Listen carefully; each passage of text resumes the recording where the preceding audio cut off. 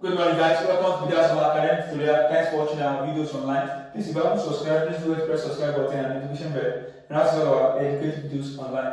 Remember to share this video with your friends, family, relatives, and colleagues at home. Thank you and God bless you. Amen. Today we consider what? Likely question for 2022 Waec chemistry essay. And the selected question here before us goes state the Faraday first law of electrolysis. State the Faraday first law of what? Electrolysis. Now, there are two laws postulated by what? By Faraday for electrolysis. And the first law states that what? The mass of an element, deposited during electrolysis is directly proportional to the what? To the quantity of current or electricity passing through the what? Electrolyte. What am I trying to say? He said that what? The mass of an element deposited, the mass M of an element deposited during electrolysis is directly proportional to the what? To the quantity of electricity passing through the what? Electrolyte. So mean that what? The mass of the element deposited is directly proportional to the quantity of what? Electricity passing through the what? Electrolyte. Mean that what? Mass of the element deposited will now be equal to what? M what? M subscript E is equal to what? Now, equal to EQ. Now, what does that mean? It means that what? Where your E is the electrochemical equivalence, or some person call it what? Chemical equivalence. Electrochemical equivalence. Electrochemical equivalence is a constant. And Q is equal to what? IT. So replacing your Q now with what? So you have ME is equal to what? EIT. So where ME is the mass of element deposited. Mass of element deposited. Now, this is the first law of what? Of Faraday concerning what? Concerning electrolysis. He said that the mass of elements deposited during electrolysis is directly proportional to the quantity of current passing through the what? Electrolyte. Now, and we know that an electrolyte is a substance which conducts electricity in its motive states or in solution. Example is copper sulfate, we have sodium chloride, and so on and so forth. These are electrolytes. They conduct what? Electricity in the ionic or motive state. So that's that about that. So now, the second law of electricity says that what? If the same quantity of electricity, I'm not asking to postulate it, but I'm postulating it so that you can what? Have the idea, provided that what? There's a questions asked from it in the what exam. Said what? Second law of Faraday says that provided that what? The same quantity of electricity flows through two or more what? Electrolytes. We are told that what? The number of moles of the electrolyte is inversely proportional to the what? To the relative number of moles of what?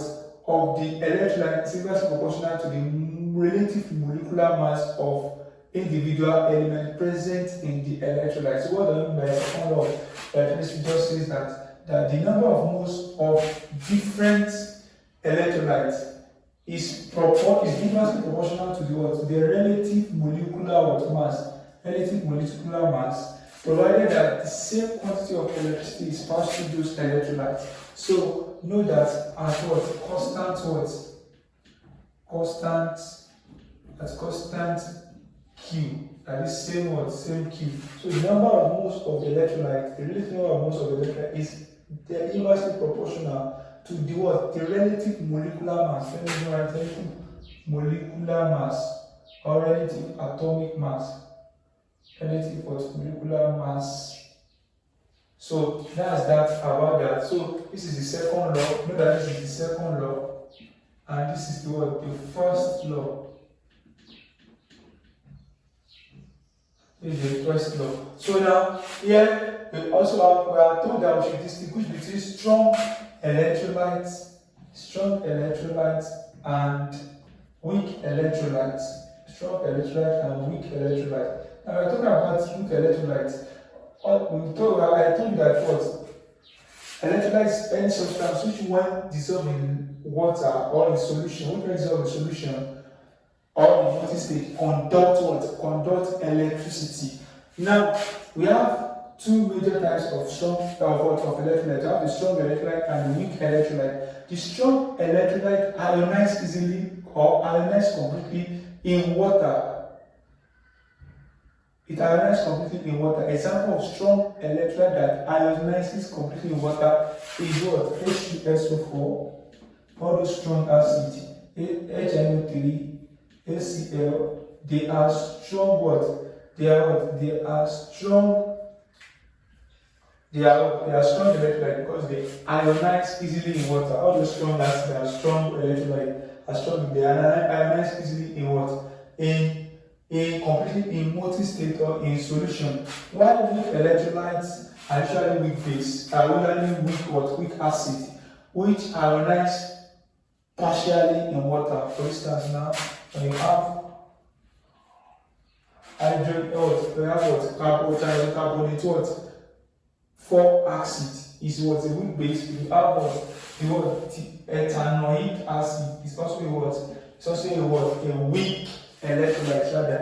Both of them are weak electrolytes, and therefore they are also weak acid which ionize partially in solution. So that's that about that. Strong electrolyte ionize completely, weak electrolyte ionize partially. Then let's move to the next question. State one chemical property of ethyne. Chemical properties of ethyne. Now this question under what? Under organic chemistry, chemical properties of ethyne. What do you mean by ethyne? Ethyne is one of the hydrocarbon in organic chemistry, that is compound of carbon and hydrogen. And ethyne has what? The general molecular formula of what? When you calculate from the word alkyne, then when you substitute N equal to 2, you get to what? Your ethyne. Ethyne is going to be what? C2H what? H2. When you put 2 minus 2, that is 4 minus 2, give you what? And ethyne has triple what? Bond. It has triple bond. So this is the how to draw the structure. So ethyne has what? Triple bond, and is known as what? An unsaturated hydrocarbon because it has triple bond. And based on this triple bond, it undergoes a lot additional reaction. And what are the additional reactions that it undergoes? Number 1, hydrogenation. It undergoes hydrogenation. Hydrogenation is what? Addition of what? Hydrogen in the presence of platinum to form what? To form alkene, and further hydrogenation will give you what? Okay, so what am I trying to say? When you add CH2 plus H2 now, you get what? Ethene. So hydrogenation in the presence of platinum catalyst. So that's one of the chemical properties. It undergoes hydrogenation, it undergoes halogenation. When you add chlorine to it, it forms what? It forms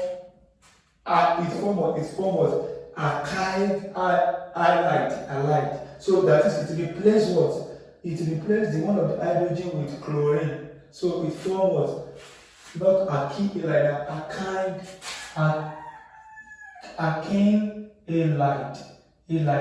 So what do you mean by alkene halide? Now it means that when you have what? C triple what? You have this one C2H4 now. It's H2 now. When you add chlorine to it, what it forms is C2H and H1 and Cl. So we are replacement of it with what? Anyway, this plus what? Hydrogen what? Even though the chemical reaction might not be what? Stable. So it undergoes halogenation. This is called halogenation what? Reaction. Halogenation. So that's that about that. So also it undergoes think of any additional reaction that you can think of. It undergoes additional. So it also undergo combustion reaction. That is, it reacts with what? It can be heat, combustion reaction, whereby it form what? It form CO2 plus water. It undergo what? Combustion reaction plus O2, 5O2 to give what? To give CO2, H2O. You can balance the reaction. Try and balance the reaction. This one is C. This one is C2, Now, how many hydrogen we have there? How many hydrogen we have? We have what? We have C2. Meaning that you have to balance it, but because of my time, but look at what? If you want to balance a what? An hydrocarbon what? If you want to balance an hydrocarbon compound, we have the general formula of CSHY plus what? O2, that is what? X plus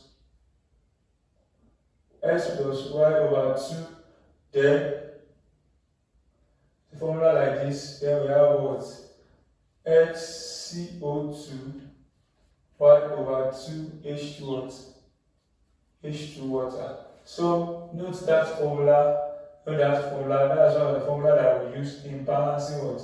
A chemical what? Equation for what? In balancing chemical equation for any hydrocarbon reaction. So that's that about that. So now let's try whether this one will work for this, because of our time just say my time. But note this, that it undergo combustion reaction and balance this equation. So now that's that about that. So now another thing that we have here is what? We are asking what is meant by unsaturated what? Unsaturated hydrocarbon. So what do you mean by unsaturated hydrocarbon? An unsaturated hydrocarbon is what? Is a group of hydrocarbons that contain carbon-carbon double bond, that contain carbon-carbon what? Double bond, or carbon-carbon triple what? Carbon-carbon triple bond.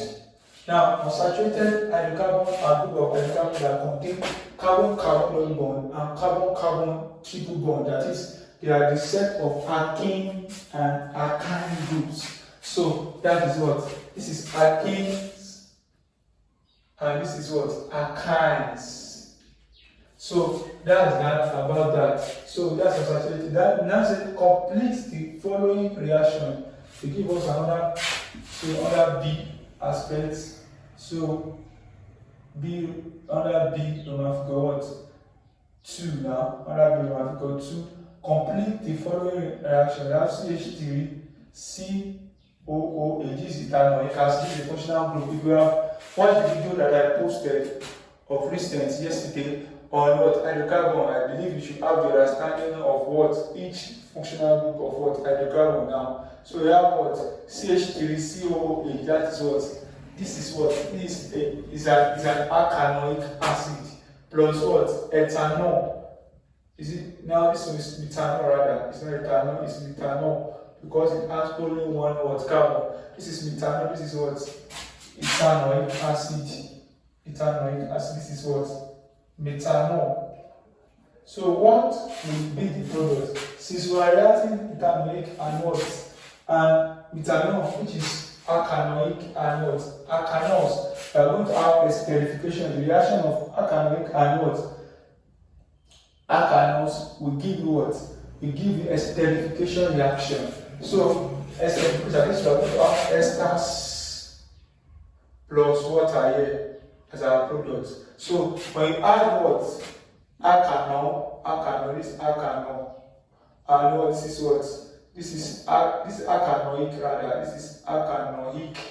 This is alkanol. So when I add them together, this will be esters plus water. So now how you add them together is you replace what? This hydrogen will goes to this to form water. That's our byproduct. It's not the major product, but byproduct. So now why this will cleave on these ones? This one will cleave on this. So this now will now attach. This now will now attach to this point. It will attach to this point. So we are now having what? we are now having CH3, COO, then CH3. So these are major products. These are major products.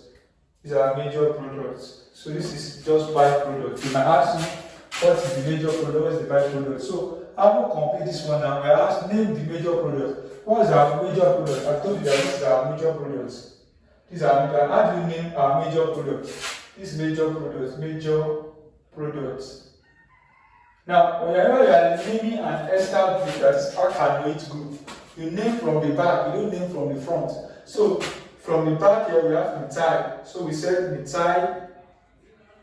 Then this is 2 carbon, 1, 2. That is ETH. So because the functional group is now what? Noate. It now what? Ethanoate. Methylethanoate. Now methylethanoate. So that's the what? That's just the what naming. So methylethanoate. Now state one way by which the what? The rate of esterification can be increased. You can increase the rate of any chemical reaction when you increase the what? The number of what? Reactants. So as to increase the what? The rate or the collision rates. So the best thing you can do to increase the rate of reaction is to increase the what? Increase the number of moles of reactant. Increase the number of moles of reactant. Now what are the reactants? The alkanoic and the what? The alkanoic and the alkanols. So that's question number question E says that. Now question E says that consider the reaction represented by the following equation: zinc solid plus what? Tetrasulfuric acid to give what? Zinc sulfate plus hydrogen. So we are given zinc solid plus aqueous tetrasulfuric acid to give what? To give zinc sulfate with liberated hydrogen what? Gas. So now, we are asked what? If 3.75 grams of zinc dust was added to excess H2SO4, calculate the number of molecules of hydrogen gas produced. So if 3.75 grams of zinc dust was added to excess what? Excess H2SO4, calculate the number of what? Calculate the number of molecules of hydrogen gas liberated. Now we are to what? We have to calculate the number of molecules of hydrogen gas liberated from this chemical reaction when the zinc dust, which is zinc solid, is added to what? Concentrated H2SO4, which is what? In aqueous. Now, and we are given the zinc equal to 65, the atomic mass of zinc is 65, and the number of Avogadro constant, and Avogadro constant is what? 6.02 times 10 to the power 23. So what we are going to do is to solve this question stoichiometrically, that is, we relate the questions in terms of mole ratio. Now, so 1 mole of this zinc is reacting towards 1 mole of what? Of H2SO4 to produce 1 mole of what? Of hydrogen gas. 1 mole of zinc reacts with 1 mole of H2SO4 to produce what? 1 mole of hydrogen gas. So make that what? 1 mole of zinc dust produced what? 1 mole of hydrogen gas. So now 1 mole of zinc solid is equal to 65 grams. So 65 grams zinc now produce what? Now, according to Avogadro's what? Law, that is 1 mole of an element, 1 mole of an element contain what? 6.02 times 10 to the power 23. So produce 6.02 times 10 to the power 23 what? Molecules of gas. That is 1 of what? Hydrogen what? Gas. So we need that what? The atomic mass of zinc will produce exactly one molecule of H2 gas, that is energy gas, which is equivalent to what 6.02 times 10 to the power 23 molecules.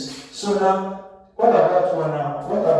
What with the mass of zinc 3.75 will now produce? If 65 grams of zinc produce 6.02 times 10 to the power 23, which is an ideal and what? A normal principle. So how much we have to be what? 3.75 is just, you are equating 65 to this now. So how much will 3.75 gram of zinc produce? So 3.75 gram of zinc we produce, you cross multiply this and divide by this. So we produce 3.75 times 10 to the power 6.02 times 10 to the power 23 all over what? 3.473 times 10 to the power what? 22 molecules of hydrogen gas. So that's the number of molecules of hydrogen gas produced by 3.75 grams.